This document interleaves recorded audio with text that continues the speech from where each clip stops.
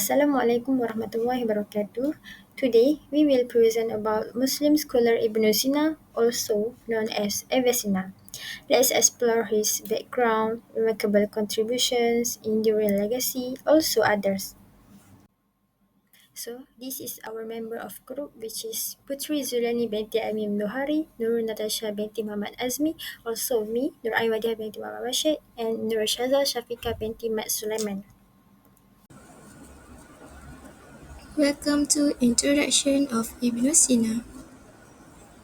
Ibn Sina, also known as Avicenna, was a Persian polymath born in 918 Common Era, widely regarded as one of the most influential thinkers of the Islamic Golden Age. He made, gro- he made groundbreaking contributions to medicine, philosophy, astronomy, and mathematics. His most famous work, The Canon of Medicine, became a key medical reference for centuries. In philosophy, his ideas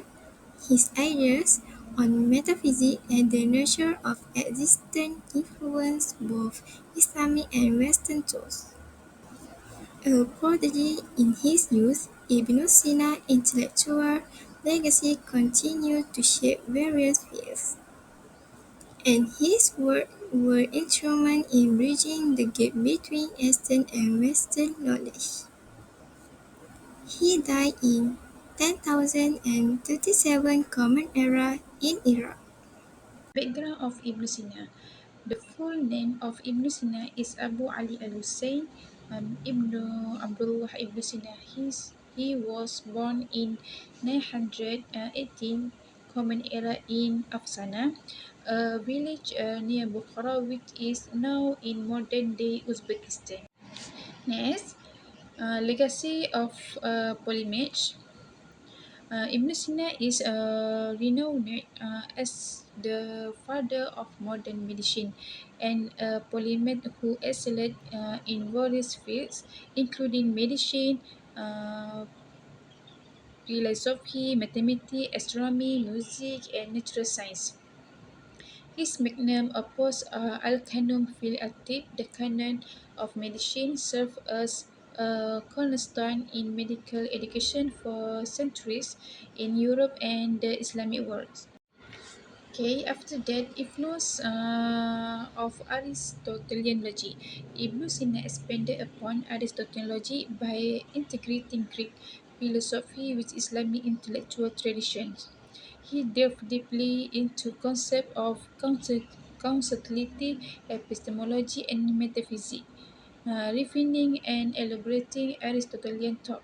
His synthesis of ideas bridged the gap between ancient Greek philosophy and medieval Islamic thought, significantly influencing Europe philosophers such as Thomas Aquinas. Influence in philosophy and science. Ibn Sina made profound contribution to philosophy, particularly in metaphysics, epistemology, and ethics.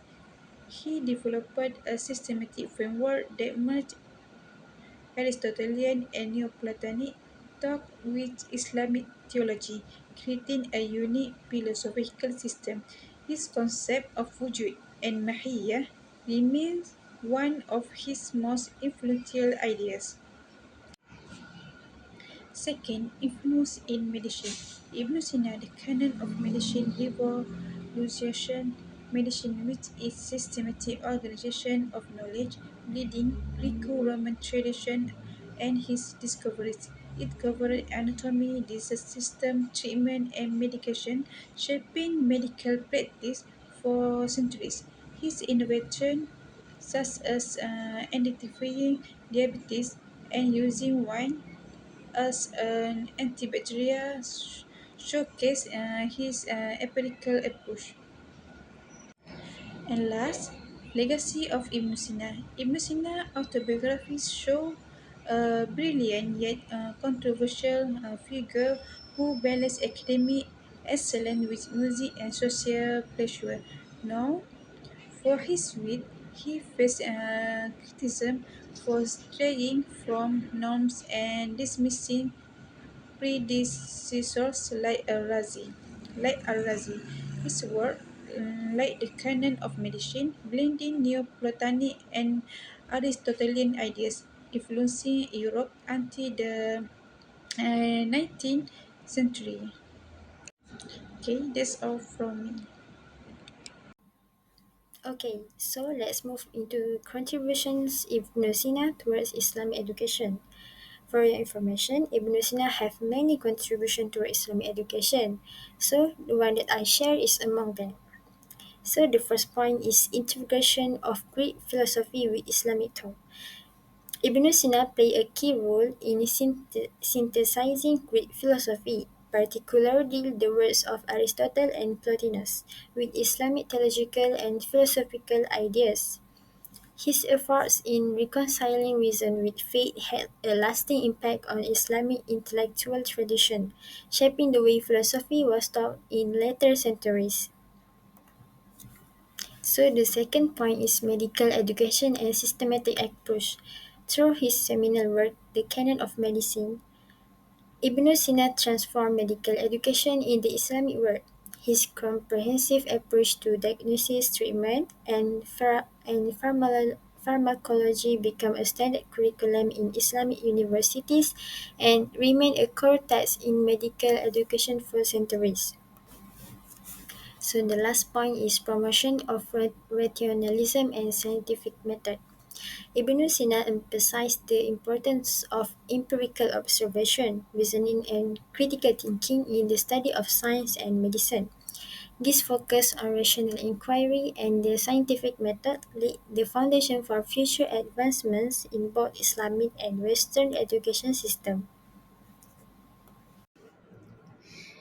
Okay, next I will be explaining the analysis of Ibn Sina's work, which we chose one of his famous work titled Al-Qanun fi Tib fil Al-Tib, which is translated into English. The name is The Canon of Medicine.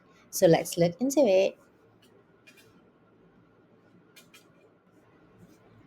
Okay, so to begin with, Al-Qanun fi Al-Tib, also known as the Canon of Medicine, is completed in 10,025 in the year of 10,025, and it is a monumental five-volume medical encyclopedia written by Ibn Sina. This book, The Canon of Medicine, is translated into Latin by Gerard of Cremona in the 12th century. This Canon of Medicine book influenced European and Islamic medical education for centuries, and and this book serves as a cornerstone of medical knowledge all around the world. And lastly, the canon of medicine synthesizes Greek, Roman, Persian, and also Indian medical traditions with Ibn Sina's philosophical insights and also personal observations. So now let's look into the five volumes of the Canon of Medicine or the Al Qanun fil Tib book, which I've stated earlier, and it has five volumes. So the first volume is named as the General Medicine, or known as Kulliyat. Uh, in this uh, in this book, it introduces the theories of humors, linking the balance of bodily fluids to health and disease, and also it combines anatomy, physiology, and practical insights to emphasize the importance of holistic health and balance in relation to the natural environment. Next, the second volume is titled as Natural Pharmaceuticals, and in this book, the content of this volume, the content of the second volume is this book provides a detailed catalog of over 800 medications, including their properties, uses, preparations, dosage, and side effects. Ibn Sina's work integrates medical knowledge from diverse traditions, making it a comprehensive guide for practitioners. Moving on to the third volume, which is the Special Pathologies. And in this book, Ibn Sina explains the disease that affect specific organs, starting from the brain until the feet.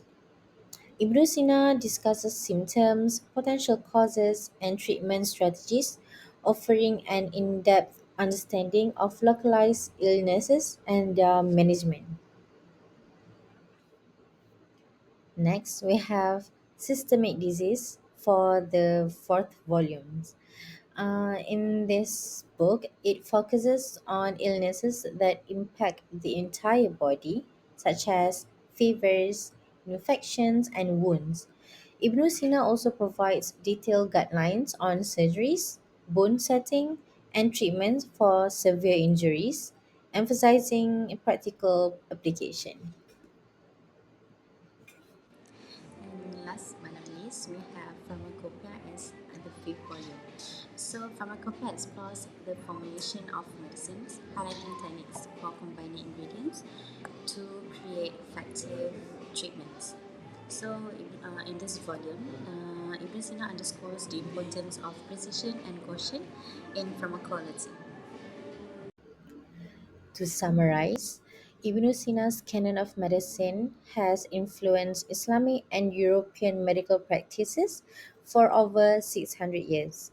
He fused Islamic theology with Aristotle and Plato's ideas, shaping Eastern and Western thought and inspiring philosophers like Thomas Aquinas. A pioneer of logic and empirical research, Ibn Sina integrated diverse knowledges, creating a lasting legacy in science and education. His ideas on psychology, guidance, and values in Islamic education remain relevant for shaping modern policies and curricula. That will be all from our group. Thank you for listening.